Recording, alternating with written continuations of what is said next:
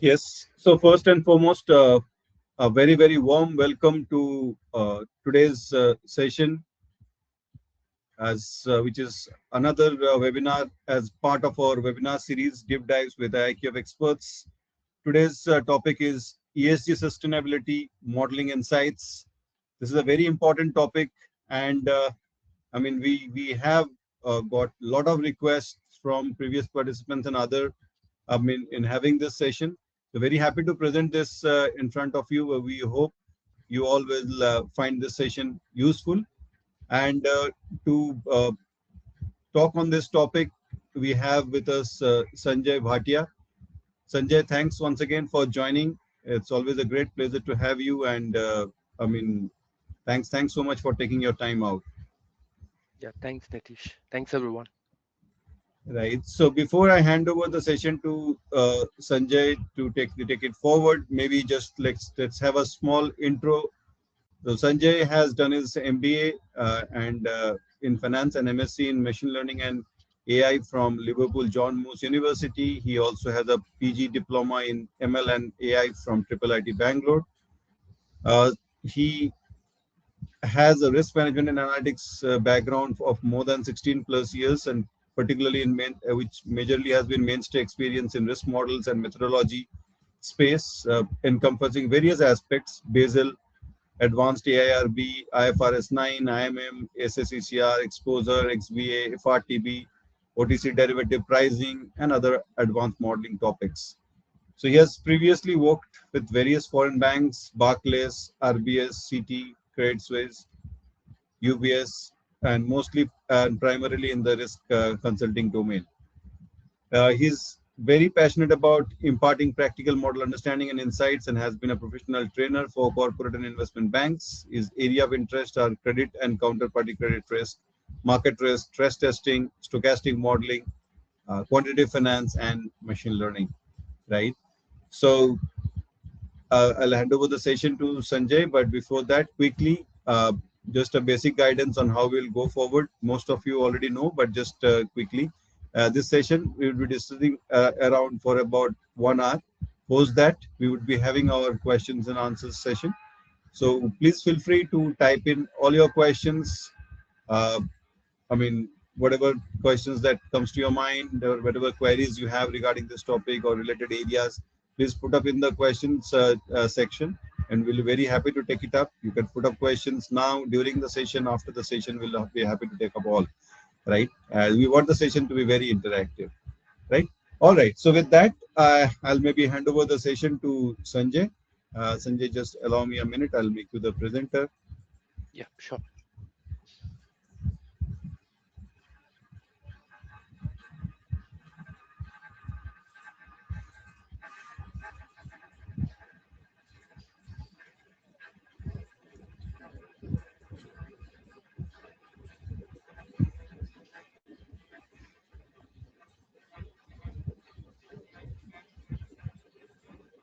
Yes, Sanjay. I mean, you can share your screen, and whenever you're ready, you can start the session.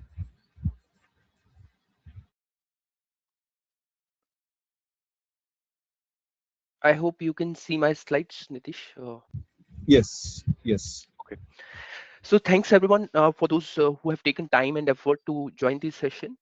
And obviously, maybe this is a topic which is not just gaining a regulatory traction, but as well, the industry, broader industry, and quasi-governmental bodies are heavily involved in pushing the agenda. And they have realized that the policy making around climate and sustainability topic is not enough unless it is channelized through financial transmission channels, because most of the in this globalized world, uh, the finance determines everything, right? How the projects are going to be funded, how capacity is going to be created, how supply chain will works, how maybe different kind of alternative renewable sources, they will flourish, they will build up, right? So all these kind of topics require financing and banking support. And the idea is to channelize the flow of funds and the flow of money away from the heavily carbon footprint economy or financial sectors to non-carbon or low carbon credit economy, to allow a transmission from the kind of acute transition risk or physical risk which we have been witnessing all these years.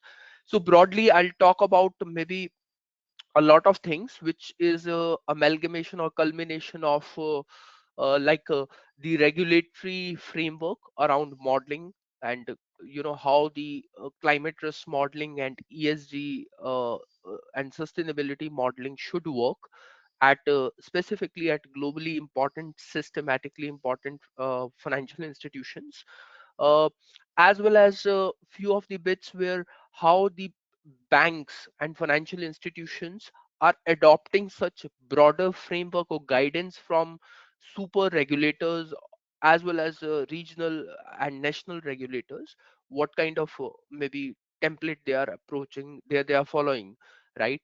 And in a front to back sense, what kind of capabilities, be it analytics, be it modeling, be it creating certain visualization or dashboard or scorecards to look at the ESG metrics, how the whole thing is panning out together, right? With an element of quantitative and modeling, what is going to change and how we could build this modeling and quants capability in this climate sustainability risk area, right? So the first slide to it is a broader sketch out of what would be the approach and framework, both from the regulatory standpoint, also from the industry adoption standpoint, as well as the many governmental and quasi governmental bodies which are involved, right, from their standpoint. So this is just a blueprint of broader scheme of things. So first thing first, as you may see, for any quantitative assessment to be done on climate risk and sustainability risk impact, the it starts with the objective. The objective is to understand the physical risk and also the transmission risk to various regulated entities. RE here means regulated entities, and this particular framework is going to be the subject of this regulatory framework is going to be regulated entities. Regulated entities are not just banks; they are banks, finance companies, broker dealers. They are maybe insurance firms. They are funds, regulated funds. All financial entities are regulated entities in this strict sense of word. And for them is to first have their own metrics to assess the physical climate risk and the transmission risk, to capture those things, right? The various variables, the various metrics they are going to include in their physical risk assessment and transmission risk assessment. Sometimes these are prescribed by the regulator, sometimes these are left to the banks, right? So we will talk and discuss about these particular risk factors in later slides, right? So the next is, once you identify physical risk as well as transmission risk, right, you are required to you know uh, seek maybe approval for the sources of data, right, for capturing these risks on a regular basis, right? So and that would involve regulatory approval, which would be maybe looked at whether you have inconsistent data coming from different sources, how you're compiling, how you're mapping the data, how you're harmonizing various attributes of the data, all of that, right? Whether it is at right kind of granularity, right?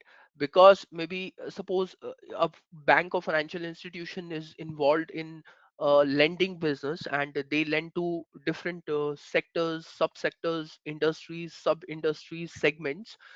So at a segment level, most granular most level, wherever they have their risk appetite defined, right? A bank always have their risk limits and risk appetite defined at a granular level.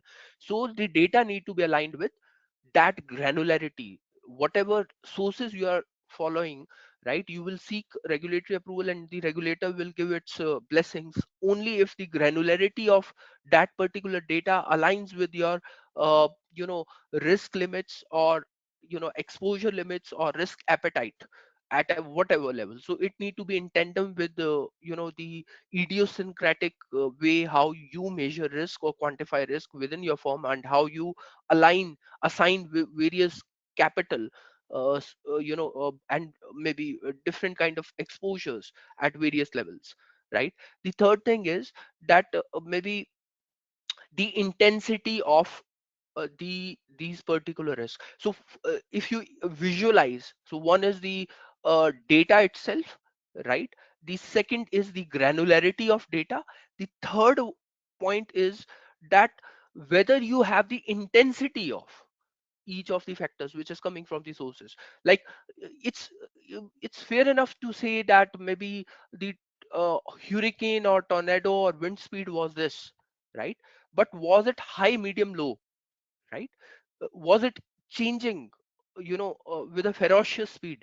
So how, what is the intensity of that?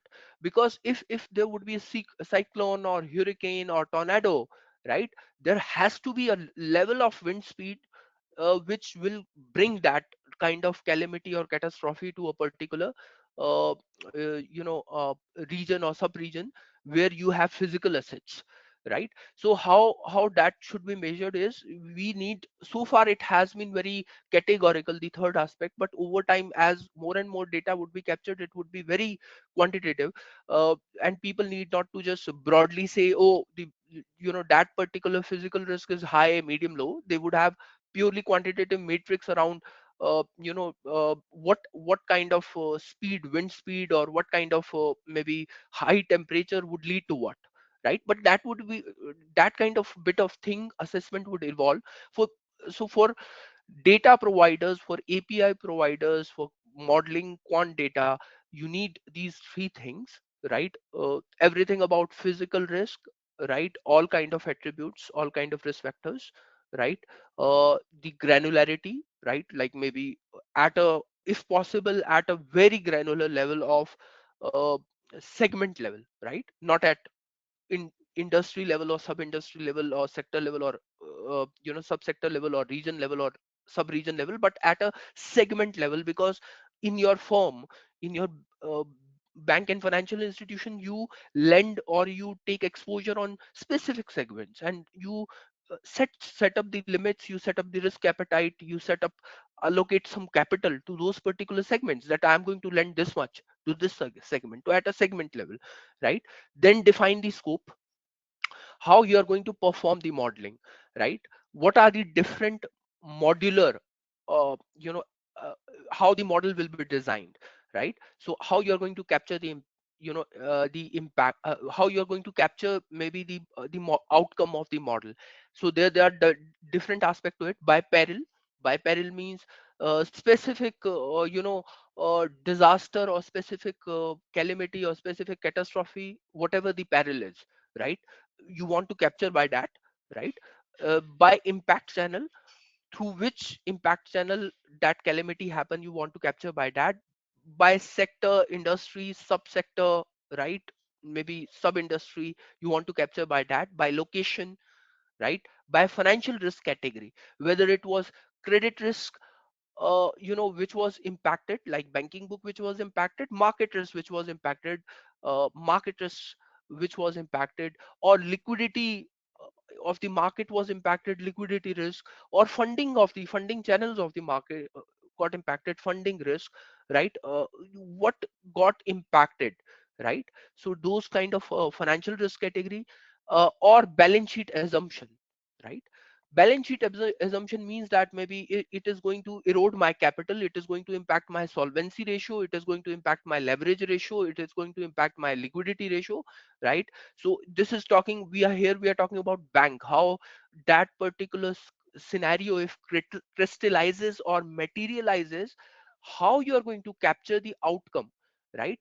So there are different ways. So it means that your model should have different calibrations, different calibration by peril, by impact channel, by industry sector, subsector, industry, you know, sub industry, by region, by location, right, by financial risk category, by balance sheet items like maybe key ratios of the balance sheet, by time horizon, right. Maybe like this is a short term, right, short term outcome or medium term outcome or long term outcome, right. So this is the scope, right. And then maybe identify maybe the capacity, right, to contain, like mitigating factors, right.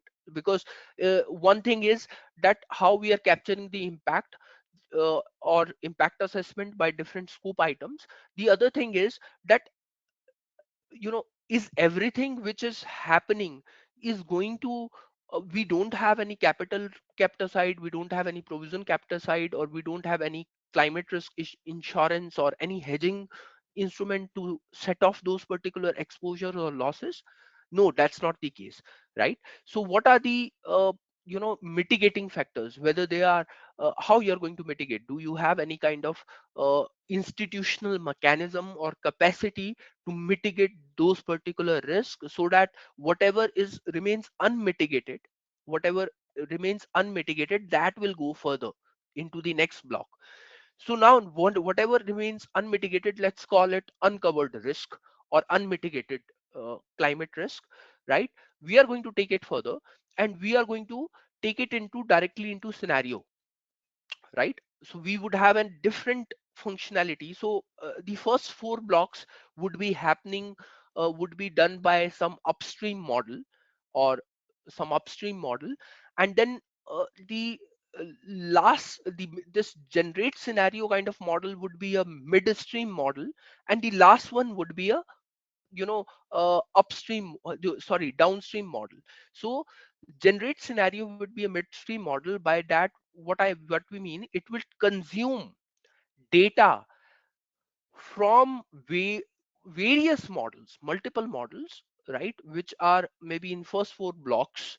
It will contain data from multiple models. Assume that maybe we have multiple models by peril, by impact channel, by sector, by location, by financial risk category, by balance sheet assumption, by time horizon. We would have the multiple models, right. We So this particular multiple model will be the feeder model into, or upstream feeder model, specifically in the modeling language, upstream feeder model coming from upstream, feeder model, right, which will feed into the midstream model, which will be a scenario generation and stress testing model, right. So scenario generation and stress testing model, right, will generate some kind of scenario, which we will talk about in the later slides, right. And apply those particular shocks, calibrated shocks, on the unmitigated risk factors, right. And then maybe eventually it will go into the last stage where the reporting will happen, and that reporting layer is called the downstream layer, where the consumers, right, like regulators, or maybe any like Basel, or maybe FSB, Financial Stability Board, or maybe IMF or World Bank, or all of consumers are sitting, even bank boards, board of directors, maybe, who want to see how they are impacted, they will consume the report, right, from there, right. So that would be presentation or analytics layer. But before that, what would be happening in generate scenarios is, based on the historical data provided by third parties, we will build some qualitative narrative scenarios, right, which we will talk about maybe in the later slide. There are some publicly available modeling tools, which have given us some kind of a broader scenario shocks, right, like NGFS. We will talk about that as well. Then maybe there's a third strategy of combining in-house and public tools, right. So the scenario, how scenario will be constructed and how this shocks will be generated, will depend upon whether you have some in-house scenario which you could complement with the some publicly available scenario tools to generate a broader scenario, right. Or you are completely reliant upon publicly available uh, modeling tools for, or third party services for these scenarios and shocks.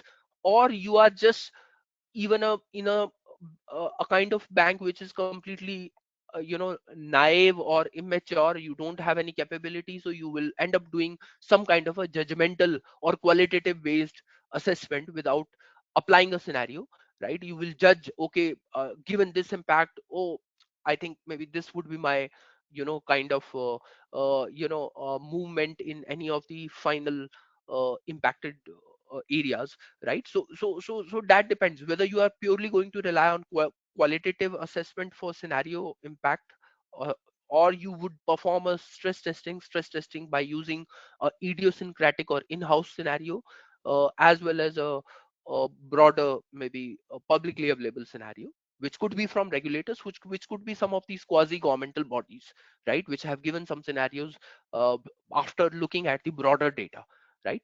And then after all, the last presentation layer, the downstream model, will capture the will estimate the impact and disclose the results, specifically in the context or in the parlance of bank or banking regulation, right? We would, or Basel or BIS regulation, Basel, you know, you know, international settlement, or maybe BCBS, Basel Committee on Banking Supervision regulation, we will try to translate this impact by credit risk, by risk, financial risk.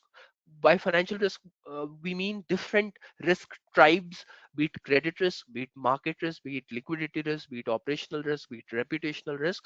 And then we would perform some compliance or voluntary disclosures of this particular risk in our public statements, in our pillar 1 report, in our pillar 3 reports, disclosure reports. So that is the overarching landscape in which how the analytics, the data analytics and modeling and reporting will happen for this climate and sustainability topic. We will now go maybe a bit block by block and granularly to understand each of these things, right? Before we go there, you now know that the first block was about understanding the physical climate risk as well as the transition risk, right? uh, so there are two aspects to first one: what is the physical risk, what is the transition risk, and what are the transmission channels, the first block, right, which a modeler should identify upfront. So we are going to first of all see what this means and how it translates into maybe the financial risk, what are the physical risk, transition risk, and some of the even more liability risk, and what are the transmission channels, and how it is going to translate or maybe manifest itself into the mainstream risk which we have, because we are into the business of banking and taking financial exposure to markets, to to credit markets, to equity markets, to maybe treasury markets, right? To maybe we operate in an environment where there's an operational risk, cyber security, fraud risk, and all of that, right?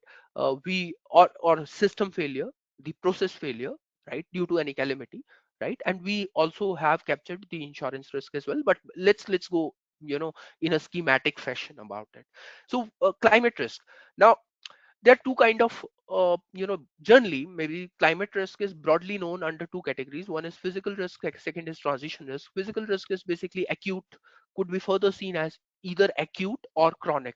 Acute means that all of a sudden a thrashing storm, a thrashing flood, a thrashing landslide, which would be so devastating that it would completely wipe out everything which is available, all the assets. Like if you are into commercial real estate or income producing real estate, or mortgage business, residential real estate business, right? So you have all those assets as collateral, right? All those assets as collateral. If there's a physical risk, or and the physical risk is acute, it is going to wipe out everything, and the valuation of all those assets on which you are depending on as secondary source of payment, right? Because that is collateral. Primary source of payment is borrower repayment capacity. Secondary source of payment means that if borrower won't pay, we would sell out the properties and we would sell out those mortgages and recover our money. So but that would be gone, that would be evaporated in a flash of seconds. So that is acute risk. The second is the chronic risk. Chronic risk is a bit maybe slow, maybe slow, and it is owing to the factor that maybe there's a temperatures are rising, oceans are boiling, right? Maybe something is happening, soil is eroding. So something is eventually going to happen, but as of now, in short to medium term, we don't see any acute risk. But in medium to long term, obviously due to this chronic risk, at any point in time it could easily get converted into acute risk. So chronic risk, so physical risk is of two types. What is the long term damage due to just changing environmental and climate risk factors, as well as the imminent or immediate risk, very of high intensity, which is called acute risk. Then there are transition risk. Now obviously, given the awareness and consciousness to different levels is different, and acceptability is different, but different countries and different regions, different blocks, economic blocks, are signing up to international, you know, like in the Paris there was a international IPCC, international protocol on climate change, right? In Copenhagen there was a agreement among countries, among economic blocks, among regions, that okay, we are going to a certain time in 2030 or 2040 we are going to reduce our carbon footprint, right? So there's a policy in place which people are signing to. These are these are binding agreements, right? These are irreversible agreements which we are signing, many countries are signing very consciously, and they are then enforcing these into, converting these into their legislation, and legislation is enforcing, like, most of the heavy diesel cars will be gone, right, by this year, right? Most of the passenger cars will get into electric. We will see more replacement of maybe fossil fuel driven cars with electric cars, or maybe most of these things are driven by the policy initiatives. So that kind of policy and regulatory changes, net zero policy, energy transition policy, technological development around electric cars, consumer sentiment and preferences, how to give consumers a subsidy or some kind of incentive to adopt ESG products and services, right? Those kind of thing is slowly changing, uh, the business model broadly and the industrial activity a lot. So how now, given that historically banks have lent to manufacturing concerns, industrial concerns, all kind of uh, thing without thinking about the climate and sustainability risk, they have a risk that as their exposure is still heavily skewed towards those industry sectors which are highly pollutant, and the government policy and regulatory intervention is changing and moving things slowly towards low carbon footprint economy, right? Now, the value of assets and the value of businesses to which we already have high concentrated exposure will go down over time. So this is called transition risk. If the bank is not changing its portfolio, moving away, retiring those particular loans, right, asking for prepayment or accelerated payment or bullet payments, right, on those kind of exposures where we are very much exposed to climate and sustainability risk, we would be at risk, right, due to this transition. So that is called transition risk. Liability risk, right? So any kind of stakeholder could sue you, or maybe could have a litigate you for, or file a legal suit against you for any kind of non-disclosure on account of what you are doing, for your climate risk accountability or responsibility, right? Uh, the other part is insurance claims, right? So if you want transition, as the transition is happening, as the acute risk is imminent, as the chronic risk is anyway happening with a slow death, right? So your insurance liability is increasing. You are sitting silent, nothing is happening. But in the medium to long term, if you would not transition, if you would keep your exposure sticky to this carbon driven economy, what will happen? Your insurance or hedging cost will increase, right? Because the anyway that risk is not going to go away. What will happen? The pricing of the risk, or the premium you are paying, or if you're buying a hedging instrument, or if you're buying a climate derivative or weather derivative, or some kind of a maybe climate risk insurance or catastrophe insurance, that premium will increase for you as a financial institution, right? So these are the climate risks collectively, what we were referring to. Then how they are transmission channels, right? The transmission channels, means that they are going to, which particular segments of the economy, which particular areas of the economy are going to get impacted the most, right? So generally maybe there were impact quantitative impact study which showed that households, corporates, including financial institutions, and sovereign financial assets are at the heightened risk. So these are the transmission channels where if something would happen, you know, these particular assets, these particular, investments assets will get impacted the most. Individual sovereign and sub national institutions, so all the treasury bonds, treasury yields of a country like Thailand, Malaysia, or Vietnam, Cambodia, right? All these countries, the island, Mauritius island countries, will go maybe tank down, right? The fixed income securities or government issued securities, or government supported treasury bonds, treasury notes, treasury bills, right, will be mostly impacted, right?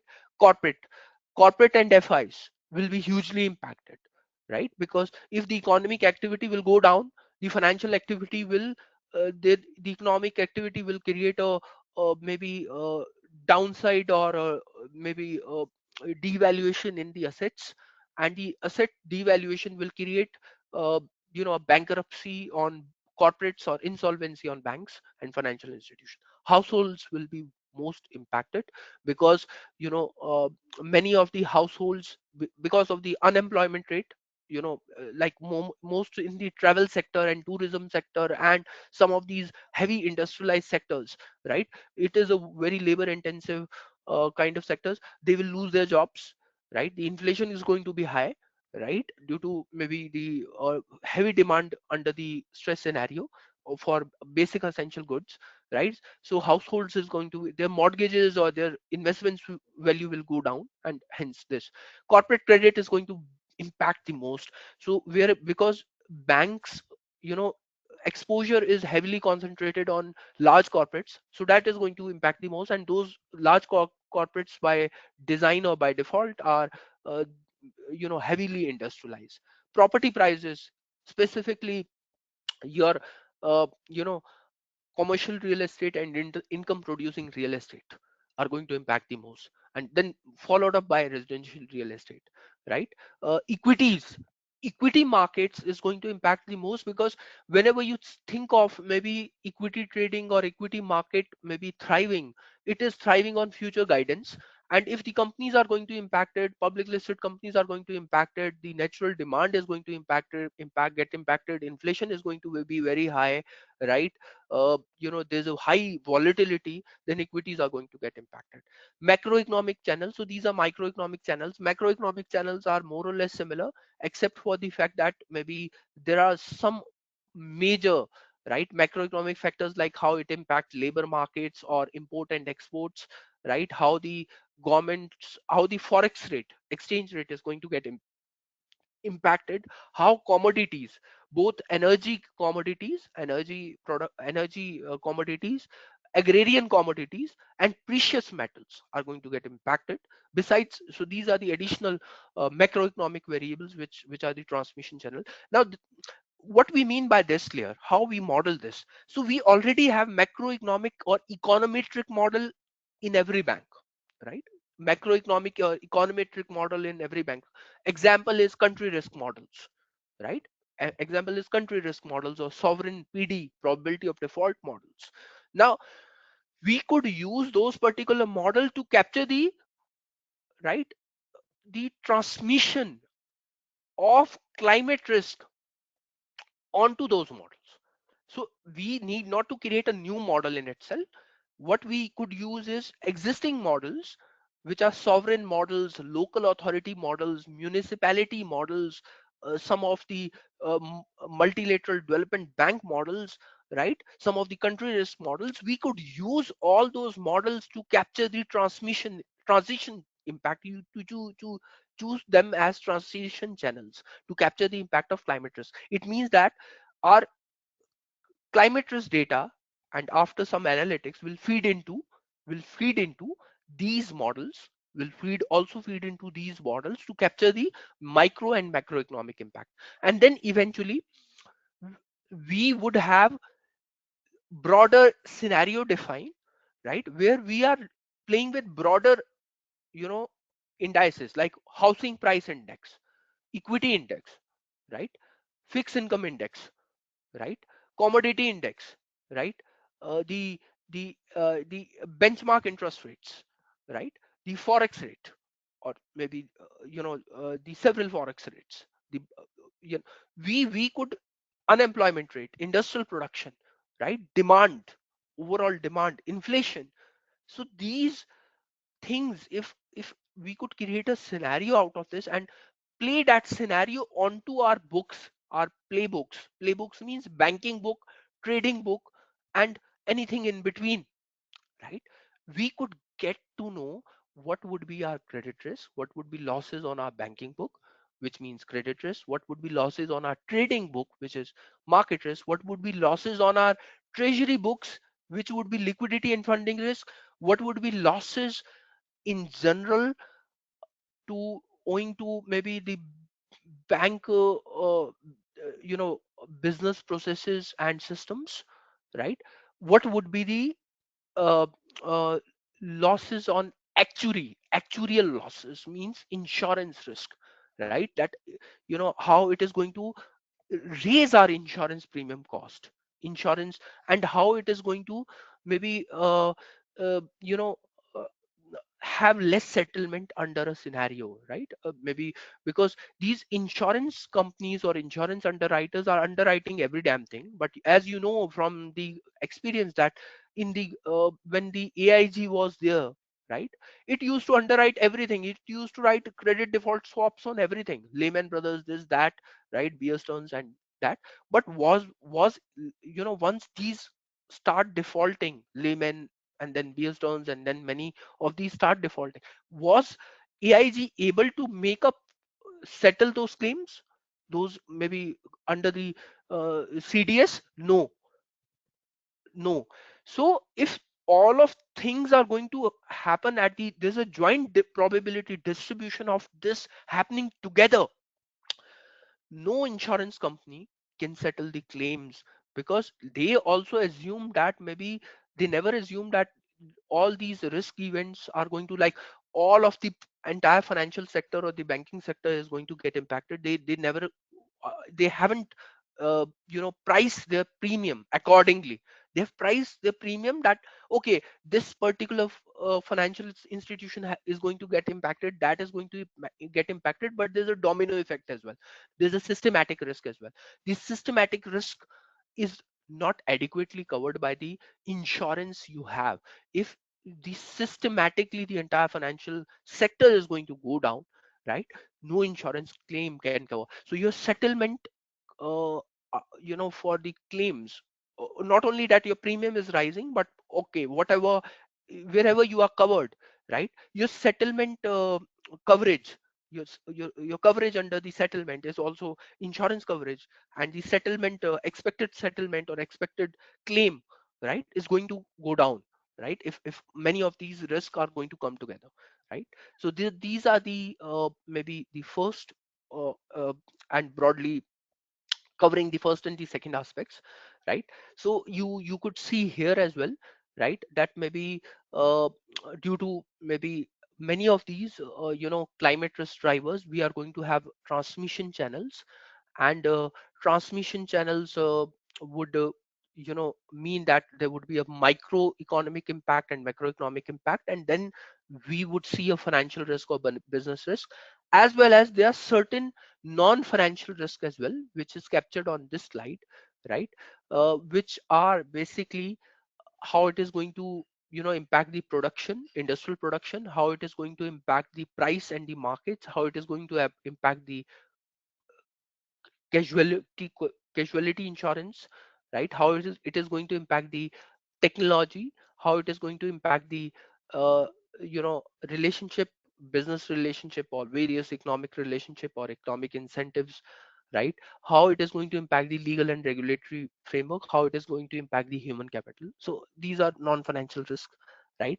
So non-financial risks are generally covered by operational risk. So why I highlighted it here is that the broadly operational risk will capture all these factors in a qualitative assessment, right? Okay, involving some of the experts, some of the subject matter experts who could give you what would be the impact look like under a given scenario. Yeah.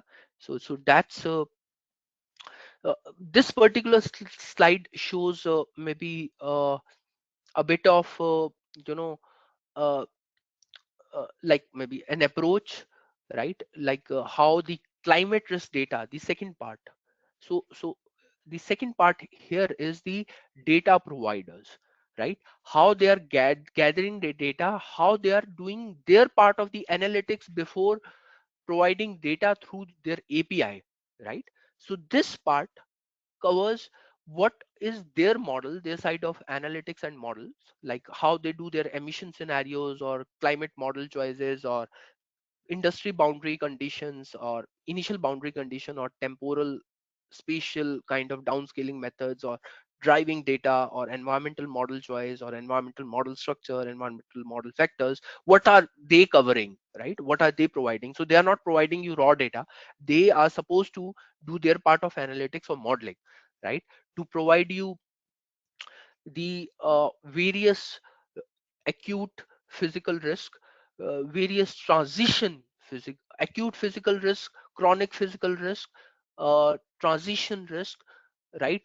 Their assessment of those particular risks, severity or intensity of those particular risks, those severity and intensity should be quantified, right? Whether I'm calling this particular environmental risk a high, medium, low, so that is covered by them. So these are external data providers model, third party models, which are specialized firms who have been collecting this data through maybe geo satellites, or maybe through some kind of signals or some kind of a maybe imaging kind of thing, monitoring the oceans, monitoring the sea levels, how sea levels are rising, monitoring the soil depletion or soil erosion, monitoring various things, tectonic plates, or those kind of all kind of environmental and climate risk factors are captured by them, and they are very specialized. They are called technical surveyors, right? Environmental technical surveyors. So we will rely on them because they are expert in that. We are bankers. We need to consume that data at a level where we would have some severity of those particular things indicated to us, as well as we need to ask them for the granular level data which aligns with our portfolio or segment definitions. So that's the moot point over here, right? But let me maybe move on to, yeah. Okay, so this is one of the approach which has recently been followed, right? By CSST framework, the famous CSST framework, used for stress testing, right? Combined stress uh, testing scenario, right? Which is used for US stress testing, right? They have somehow think through, right, how to do environmental risk modeling and that kind of stress testing, environmental scenario stress testing. So there are two approaches. One is top down approach, stress testing approach. One is bottom up approach. The top down approach means that you pick up a macroeconomics scenario, right, uh, through your maybe these models, the transition channel models. Let's call them transition channel models. These micro and macroeconomic models, let's call them transition channel models. Yeah, you pick up the s- you know these models, build a scenario on top of them, take some assumptions, right? And then you, as well as you, take up the regulatory data, right, and bank data, additional regulatory data and bank data, by which we mean that regulator requires you to maintain some capital, minimum CET1, common equity tier 1 capital, or minimum liquidity or minimum solvency or minimum cash reserve ratio or minimum statutory liquidity ratio, or this and that, right?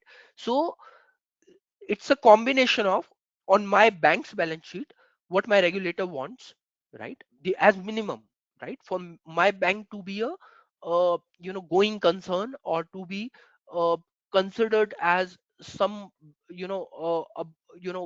Basel compliant. What do they want, right?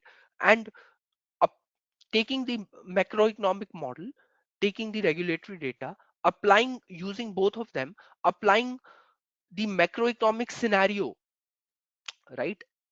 you know a transition scenario, transmission scenario of climate risk flowing through the macroeconomic models, the transmission channels, right, onto the balance sheet, right? And then seeing how your balance sheet and income statement work, right? How your how your advances get impacted, how your marketable assets, trading assets get impacted, how your customer deposits get impacted, how your term debt get impacted, how your other assets and liability or equity get impacted, income statement, how your interest income, interest expense, non-interest income, the credit losses or provisions, the operating expenses, they will get impacted, right? And then take some key modeling assumption to report the data. So that is called top-down approach. Why top-down? Because we are coming from a macro to micro, macro scenario to micro scenario, to uh, applying as a transmission channel, to using those particular shocks onto a financial sector, and within financial sector onto a specific bank, right? So that is called the top down approach, which as on date most of the banks are following, most of the regulators are following, because regulators are saying, okay, you leave it your way of doing it, because some banks are doing it pretty advanced, some banks are very naive and very primitive, right? So there, it's not leaving to the bank, it's saying that okay, let me you know uh, give you a scenario, right? And you need to play by your playbooks, right? The shocks and the scenarios, calibrate those shocks and apply those particular shocks on your financial statements, and then report the numbers to me, right? Plain and simple, right? Then there's a bottom up scenario, which is called maybe the idiosyncratic way of developing a scenario out of a bank, right? So there we are going to start with our financial statements and our uh, both kind of thing, like maybe our balance sheet, our exposures, our financial statements, our income statement, our balance sheet. But when it comes to balance sheet, we are going to take the, not the accounting view, we are going to take the regulatory view, RWA view, how our balance sheet lies in terms of credit risk, counterparty credit risk, operational risk, equity risk in banking book, and other risk, right? So that is maybe, so we are going to start with our financial statements, and then we know that maybe there's a constraint that we need to meet some solvency ratio, capital adequacy ratio, leverage ratio, liquidity ratio, blah blah blah. And then we are going to apply some shocks, which are physical risk and transition risk, and then do some sensitivities for each of these risk tribes, right?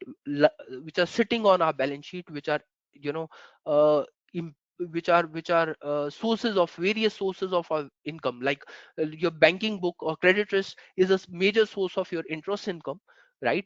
Your trading book is a major source of your trading income.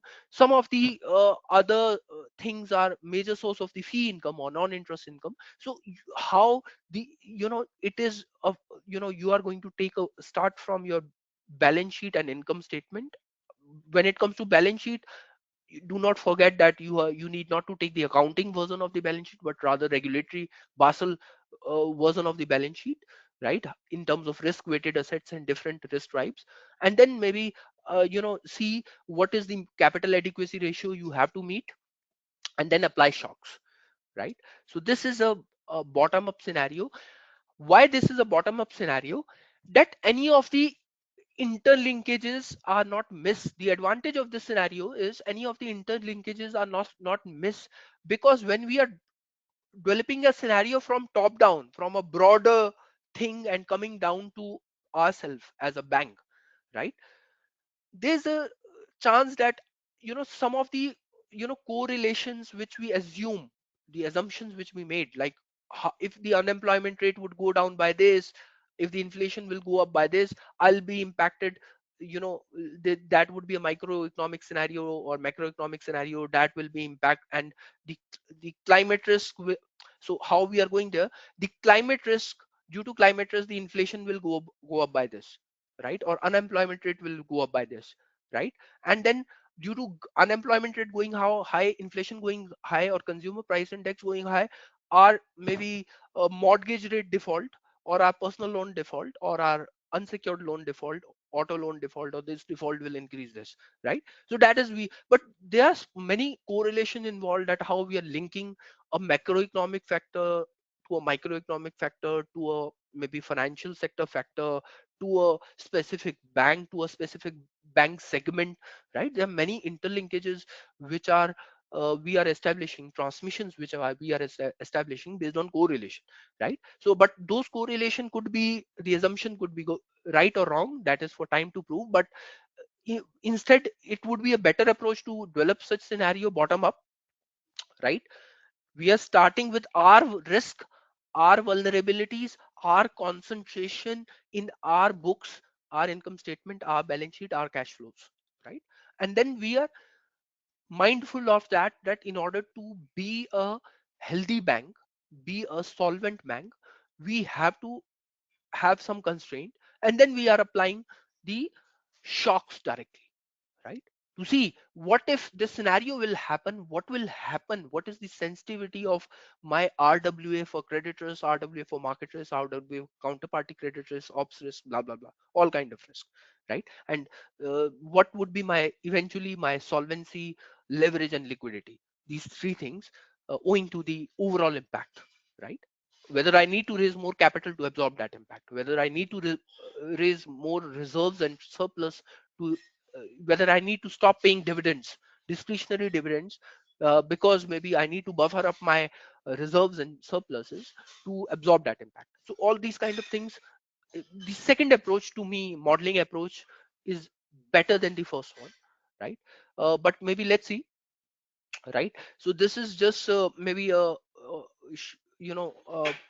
current maybe view of the top down approach. So like maybe acute physical risk like droughts or maybe storms happen, chronic physical risk, rising temperatures or sea levels maybe going up happens. It damage physical assets, it disrupt economic activities or productivity, it displaces people and migrate populations from or communities from one place to another, right. These kind of things will translate into macroeconomic channels. High perceived sovereign risk, your sovereign risk rating will go down, the sovereign PD will go up, its credit rating will go down, right. Faster inflation, exchange rate depreciation, heavy, the that particular country which is going to get impacted the most will see its currency being depreciated a lot, drastically, right. Many of the sectoral and labor productivity and overall growth prospects will go down, right. It will translate into micro impact, which will be uh, that many borrowers or obligors will not be able to repay their debts, right. Many properties and collateral will be revalued and repriced, right. There's a huge price adjustment to bank assets. The market, all the capital markets including the fixed income market, equity market, commodity markets will go through a swing and high volatility, right. The deposits, the CASA deposits and the balances, or whatever overdraft or those kind of lines, credit cards you have given to your the various borrowers, right, various customers will will be hugely drawn, because they are scratching for to support their livelihood, right. And the bank assets will be hugely impacted, and obviously it will lead to many of the processes, your key risk processes, or your key capital estimation processes also getting impacted, or business processes also getting impacted, which is operational risk. So then it will map into, you will see credit risk, market risk, liquidity risk, reputational risk, and then we will see maybe what kind of mitigant factors we have. Are we geographically located in terms of our what is our geographical diversification in terms of exposure and assets? What is the amplifying factor, right? Where it is happening the most, are we concentrated there? Is there any concentration risk? And what are the mitigant factors, like what is management strategy? Are we beefing up capital, or are we buying some insurance? Are we arranging some external financing to you know uh, you know uh, cover those? Or are we investing in good infrastructure, right? Like maybe some of the infrastructure which could prevent hedge bank, like wherever bank has taken huge exposure in the clusters, in the centers, right? Are we also funding some futuristic infrastructure, right? Like maybe to avert the risk, like renewable energy based infrastructure, or maybe battery infrastructure, or whatever, right? If tomorrow, suppose if everything the the the traditional thermal power will cut down, right? Your transport will be at standstill. Are you funding as a bank enough infrastructure for renewable energy to let the economy go on, right? As an alternative source, right? So that is your what kind of projects you have financed, like wind power, or maybe solar power, or what kind of projects, solar power, production, or transmit, or maybe trans transmission, or all of those kind of distribution projects have you funded or not? So those could be acting as a mitigating factor, right? So you could see that the pros and cons of these approaches, right? The top down approach, it is easier to plan and execute from a regulatory standpoint. It provide consistency, right? That because it is not left to banks or financial institution to decide what kind of climate risk modeling they are going to do. It is going to be decided by regulator, and in a uniform way, harmonious way, they are going to implement, right? So the assumption on risk matrix is going to be consistent, the methodology is going to be consistent, the data sources is going to be consistent, because it is top down, right, coming from regulator. And it allows the comparability of results, like in India, how LIC get impacted vis-a-vis SBI, right? The systematically important financial institutions, right? How some of the industrial banks, like IDBI, right, Industrial Development Bank of India, or maybe hugely industrial banks, they are going to get impacted, right? Which have huge exposure or concentrated exposure to large industries and large counterparties within the industrial space, right? So these and you could compare results across various financial market players, across various banks, and decide, right, that whom you are going to penalize for not doing enough, and for not keeping enough capital buffers. So you are going to, as a regulator, you could enforce disincentives and maybe incentives to enforce the right behavior, right? Cons of this are maybe the demerits of this are, right, that maybe the data available to authorities is on banks real exposure, right? And compiling that data, it's a challenge. Like that data is not readily available unless all the banks provide that data on a continuous basis or on a regular basis to the central bank, and the central bank has a way to compile the data, right? So central bank would maybe uh, take have a broader idea what kind of credit risk exposure, market risk exposure, or ops risk exposure, or liquidity funding exposure a bank would have, but they don't have exact idea, right? Okay. May overlook idiosyncratic risk. uh, like for regulated entities, the most important point in any modeling is idiosyncratic risk. As a starting point of modeling is always better, because it's not about the risk, different risk, it's about the interaction between different risk in the tail, what we call copula modeling, right? Suppose you and I have similar credit risk, but my credit risk is more concentrated on a particular segment or sub segment, right? You and I have same credit risk RWA, similar credit risk RWA. Two of the banks, say HDFC and Axis, have similar credit risk RWA, but they have different concentration, right? So due to that is called idiosyncratic factor.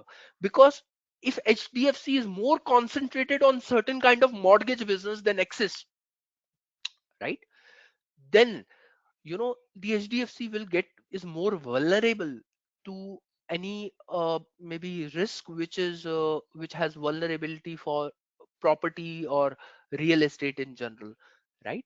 Okay, so that kind of idiosyncrasies cannot be captured in top down approach. It could only be captured in bottom up approach. Bottom up approach, right, it provide maybe pros are it provide greater depth and doing the modeling at a granular level, right, which is not reported to central banks, right.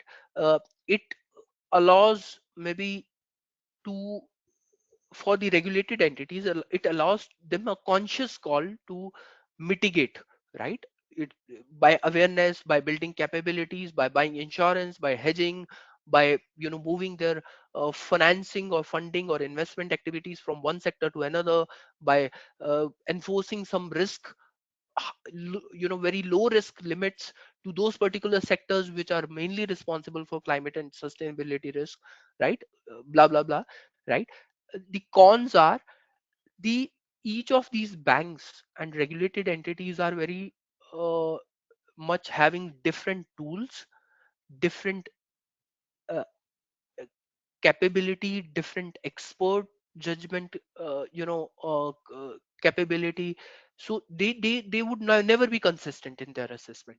So the comparability of results would involve then regulator to to understand, you know what kind of methodology is being applied, where expert judgment is being applied, what was the basis of that expert judgment at a bank level, right. So uh, and previously I was mentioning to one of the top down scenario on the previous slide, where was it, top down scenario, uh, you could see NGFS, right, public available modeling tools, one of the publicly available scenario.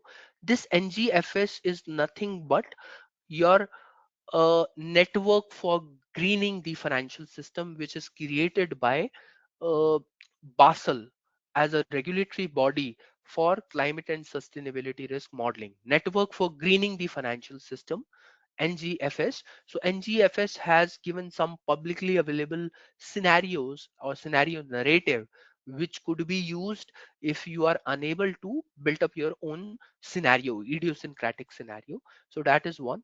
So broadly speaking, right, we have a, you know let's break it down, right. Now, under the physical risk scenario, so let's break down scenario as well by physical risk and transition risk. Under the physical risk scenario, what I have seen is banks, mm, the modeling practices have adopted these three scenarios. One is climate scenario, which consider acute physical intensity and frequency, that maybe acute risk will happen with high intensity, right, high level disaster, and more frequency. Disaster scenario means that, you know uh, there's a high, for a given probability, right, what would be the physical capital damage, what capital damage the bank would have for a given probability, right. So there's a, okay, let me maybe play it out in a different way. Climate scenario will capture the likelihood of scenario happening and severity of scenario happening. Disaster scenario will capture the, sorry, let me come again. Climate scenario will capture the probability of the event, right, what would be the probability of the event, right, right. Disaster scenario will capture the severity of the event, what would be the in what would be the impact of that particular event. And macro financial scenario will be something like what we call in modeling a dynamic stochastic general equilibrium, which will capture the broader impact of macroeconomic factors, right, uh, onto your capital, right. So this constitute the physical risk. There are three different parts to the physical risk. uh, Calculating the climate risk probability, climate scenario, right? If climate means we are talking about acute risk, so any acute physical risk, how probable it is, right? Disaster scenario, if that were to happen, given the probability of an acute financial risk happening, what would be the damage, what would be the severity, what would be the loss, right? Macro financial scenario, besides that loss, right, how broader economy is going to get impacted, and my capital is going to get, like, there's one thing about maybe that when a scenario will happen and you would lose money on your exposure due to acute physical risk, right, you would have some losses or some severity of those particular losses, right? uh, you require more money. Obviously you require more money to infuse in to your bank. You need to go to the capital markets to raise to go and CET1 capital, right? To raise CET1 capital, to ask for more capital from the markets, the bank would raise capital. But due to financial scenario, the market is dried up. The capital market is dried up. Nobody is going to provide you additional capital, right? So that plays out. So one part of this physical risk scenario is demand side, sorry, supply side, where the demand side, what is the RWA impact or the demand impact of how much capital we have to keep based on the RWA of, like our RWA will increase if there would be a physical acute physical risk, and we are into the business of mortgages, and generally the property prices and maybe real estate is going down, down, down. Our losses will increase, our RWA will increase, right? And RWA demand, how that demand would be met, it would need to be met with additional doses of capital. Are we able to raise capital? Then comes the third thing, macro financial scenario, right, which is a stochastic general equilibrium, you know on the market, whether the capital markets would have enough capital to provide you. Transition risk scenario would be what we call the hot house world and disorderly categories. So these would be again three. One is the current policy scenario, like whatever we have adopted, like whatever is the current, right? How we are transitioning away from these carbon high carbon credit economy to low carbon footprint economy, right? What are we doing currently? What is our future commitments as we sign the IPCC and Copenhagen or Paris Protocol or other declaration that we would be by 2040 or by 2050 we would be doing this or doing that. Our declaration are legal, so legally binded. So how the future course of policy and regulation will you know enforce transition and quick transition and rapid transition, right? And a delayed transition scenario, what will happen due to mostly emerging markets, especially India, China, who are also facing challenges, that they have development challenges as well. On the other side, they have to do justice to the climate risk as well, right? So how, if there certain priorities are more given, like maybe we will focus on becoming a developed economy and doing more manufacturing and industrial production, right? And without maybe addressing the climate risk, so it would lead to delayed transition scenario, that obviously we have a policy, we have a regulatory thing, but the timelines to adherence or compliance are very delayed, right? So that is delayed transition scenario. All of this will be translating into stress testing, where we will capture the vulnerabilities, where we kept perform the bank solvency stress test, where we for physical risk, and bank solvency stress test for transition risk, right? So I think maybe that's cover what I wanted to cover. Maybe I'll better give more opportunity for you to talk and maybe express your opinions, ideas, feedback, as well as ask questions, because this is a very topic which is still in evolutionary stage. Yeah. Yeah, absolutely. I mean, thanks so much for like a very informative session, and maybe we'll go to the questions. But before that, maybe to give you a breather as well, and just to quickly introduce a little bit about what we have been doing.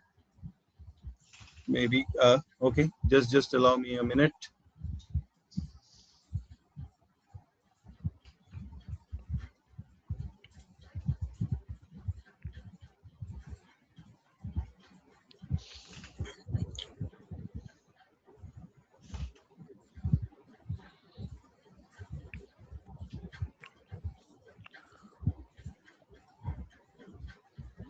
So to all our regular participants, you all mostly know about us. Very, very quickly to introduce ourselves.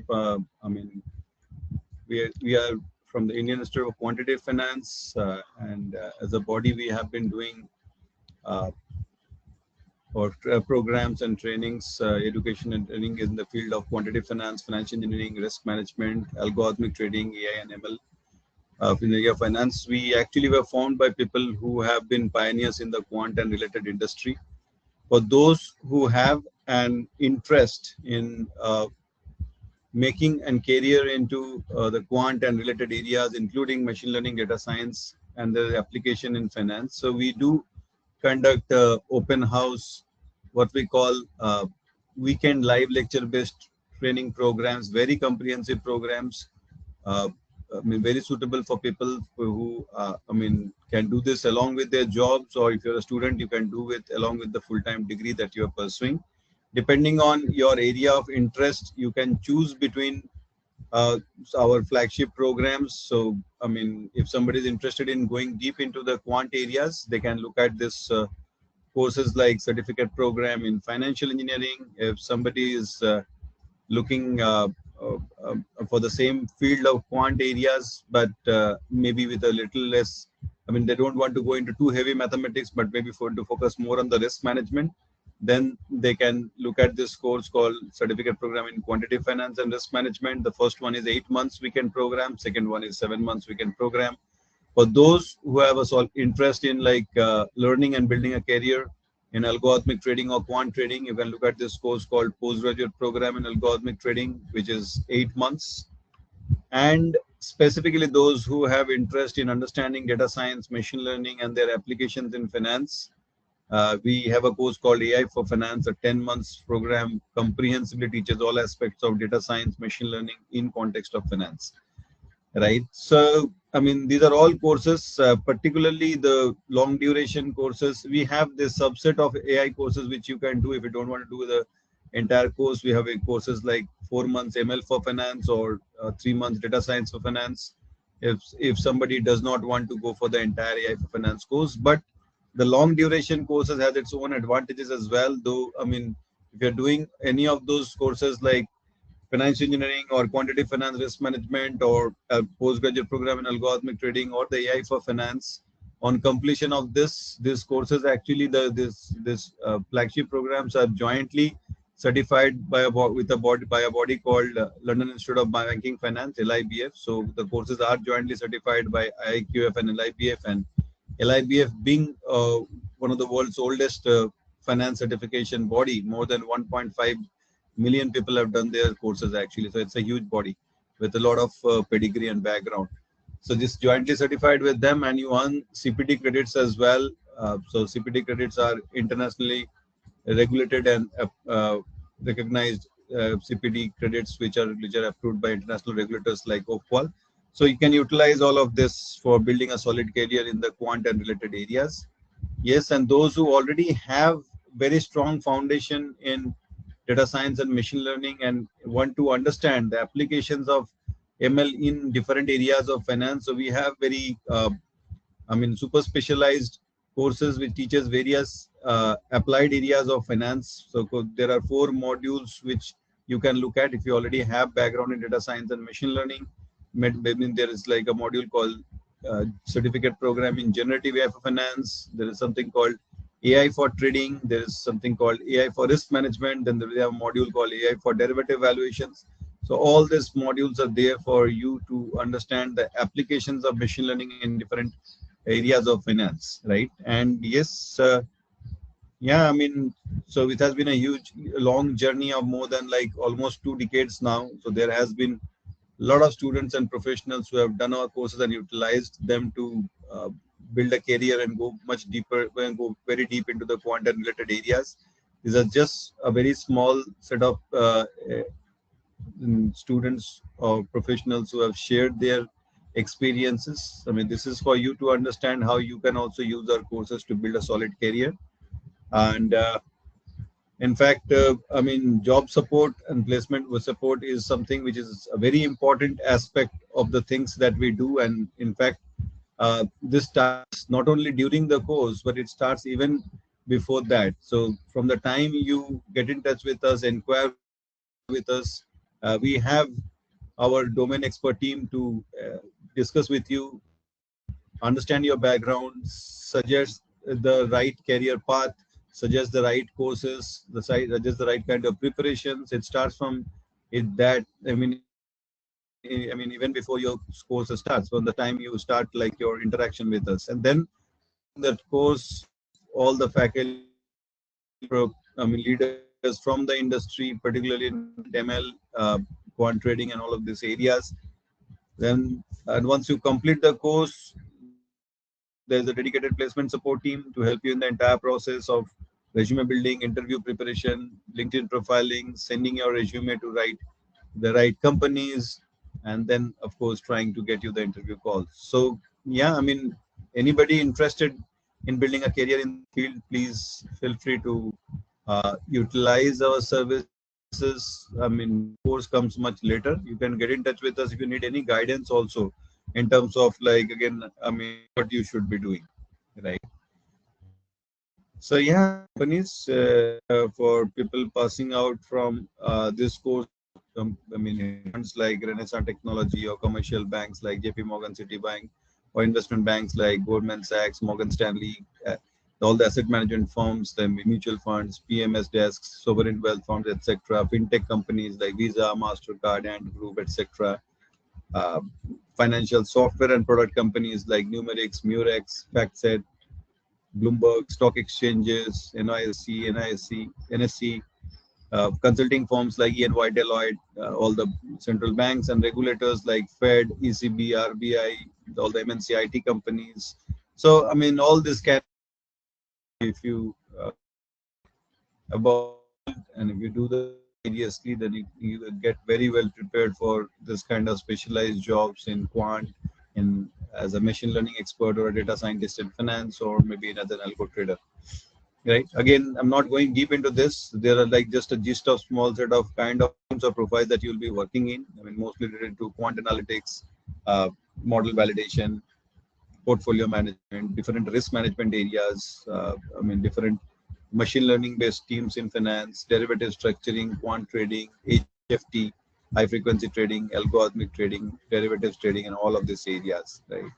Again, I mean, it has been a long journey. This is a very small set of companies which, I mean, would be like, again, we have worked with in different capacities. So it's a very small list. And in our endeavor to promote this field, we do work with educational bodies as well, institutions as well, to promote and I mean this this field, and I mean make people aware of this domain of quant and related areas in finance. And like we work with a lot of leading educational bodies like, again, the IITs and IIMs to, I mean, to basically like, again, I mean, inform about this field and like make it like, again, to make the students aware, right?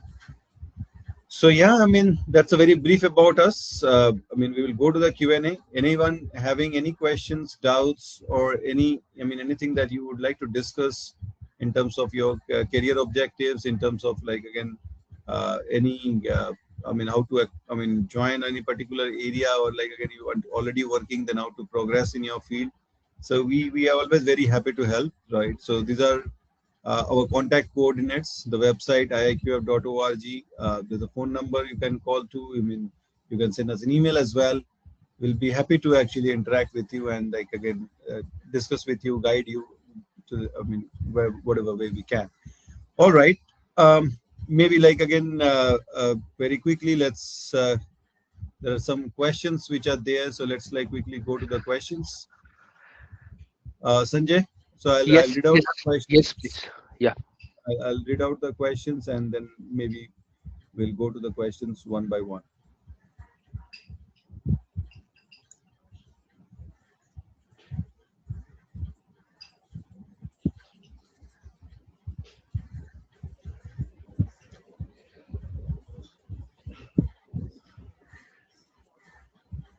Okay.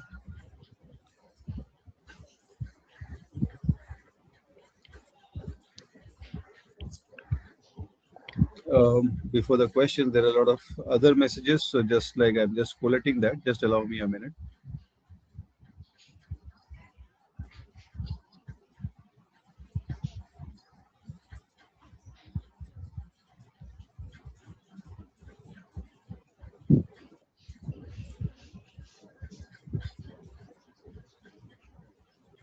All right. So I think Pratham and Nikhil, so you are already from the field. So I hope you the session was useful, and hope you got some more insights about the about this field. If you have any further questions, please feel free to type in. Okay, so the question like that we would like to take is from S. Kumar, and he has mentioned, can you highlight some regulations? So Sanjay, I mean, would you like to elaborate on this a little bit? Yeah, definitely. So there's a in terms of the regulatory framework, most of these regulators, specifically there's papers. I'll put up. Nitish, can you allow me to share my screen?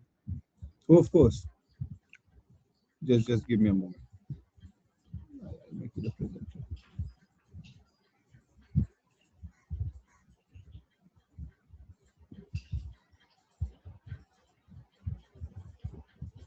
Yeah. Yes, please. Okay, let me quickly share. So there's a another thing how this broader regulation is translating into, say, suppose RBI circulars and all, right? Or maybe any specific central bank circulars, right? But generally, maybe uh, the major regulation in this direction is coming from Network for Greening the Financial System, right? As well as the UK regulator, which is Prudential Regulatory Authority, right? Uh, and the climate risk stress test. If you Google these three things, you will get a lot of regulatory documents which cover maybe climate risk stress test, right? This network for greening the financial system, right? And the third one also I'll highlight maybe over here, which is worth highlighting, which is called just a minute, maybe I have put up in some slides because these are new acronyms, so these are not on top of my head, but that is also very important regulation. Yeah, so this is not here. Uh, Maybe just give me a minute, Nitish. This is Financial Sector Assessment Program, FSAP, right? By IMF and World Bank. Financial Sector Assessment Program by IMF and World Bank. They have jointly designed the stress test scenario, which I covered under the physical and transition risk, right? And so broadly three things: climate risk stress test, network for greening the financial system. They have multiple papers which covers these scenarios, which I broadly try to cover over here, right? As well as this financial sector assessment program of World Bank and IMF and World Bank. These three are majorly thriving the regulation in the financial sector.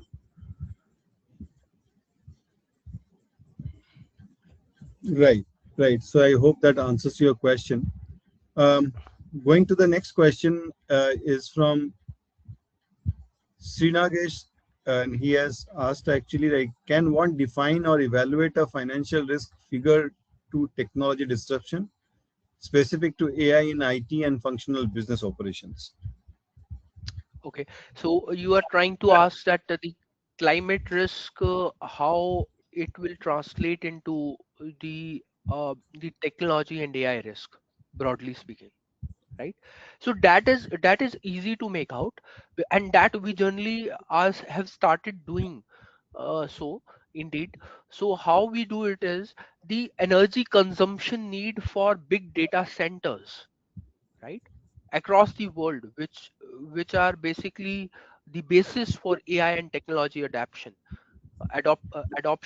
So the energy requirements for big data centers, for maybe supercomputers, right, that energy requirement, what part of it is covered by thermal energy or fossil and fuel energy, will give you an indication of the impact of more AI adoption or technology adoption on the climate risk, right? So since we are talking about reducing our carbon footprint, and what if our carbon footprint are going to increase.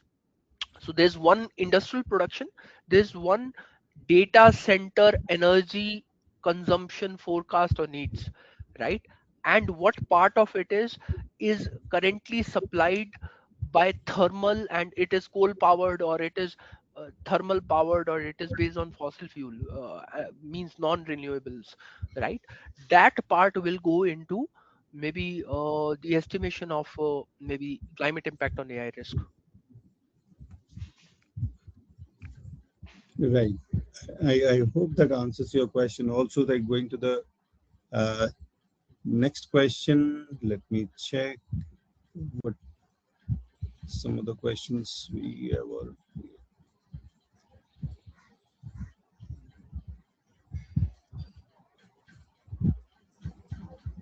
Okay, the next question is from Pratham, and he has asked, are there any instances of banks modeling potential returns beyond just physical climate risk for climate adaptation finance opportunities in climate risk prone areas like island nations? Mhm. So the banks have indeed come up with a different program or a different segment called community capital, right? Where they are supporting the communities which are they see as vulnerable, like many in many coastal areas or low-lying, below sea level areas, or maybe low-lying areas, right? So that community capital, the returns are calculated because it is partly subsidized, like it's just like priority sector lending here in India, right? So it is partly subsidized, so returns are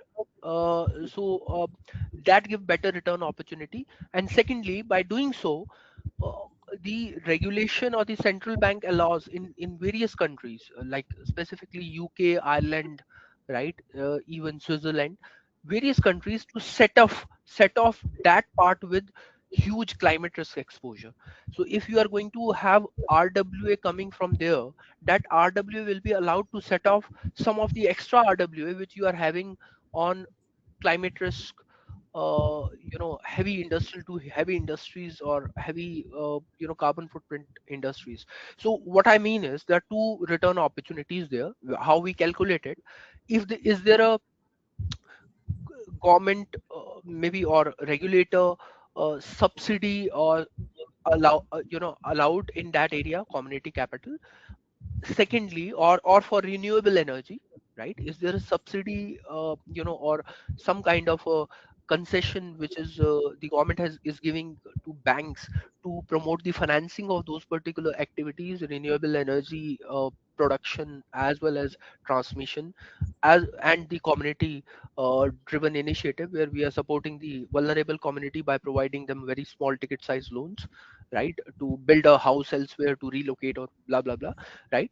So that's one, right? And the other part is the overall RW allow as a offset to the RWA coming from the total aggregate RWA coming from climate and sustainability risk, right? So that will, because your capital is going to go down, it would be less capital intensive business, so your returns is expected to be high. Absolutely, absolutely. So, all right. I mean, I hope that answers your question. Uh, thanks, Pratham. Thanks for confirming. All right. So let's go to the next question, which is from Nikhil, and Nikhil has asked, like, are all the regulations are aligned with EU taxonomy? So is that the case? No, no, not really. Right, that's the challenge. So the EU taxonomy, like the CoRep, FinRep kind of reporting, and the taxonomy which was given previously, right?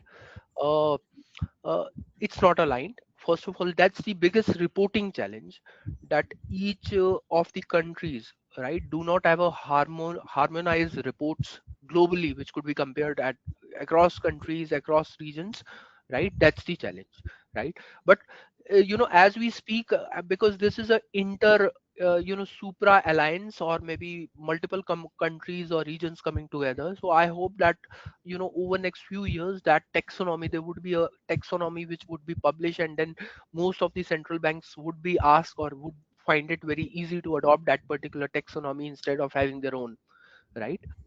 Because they also want a common framework of reporting the matrix, what numbers to be reported, at what granularity to be reported, what are the key matrix, key attributes of that, right? All of that will come up. That's my hope. But as of date, no, I don't think it's aligned. Right, right.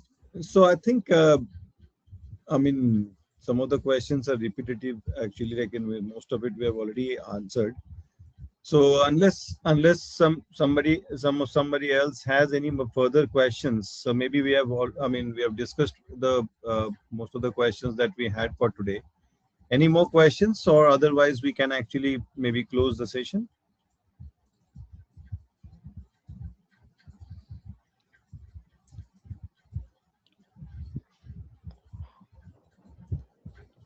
All right.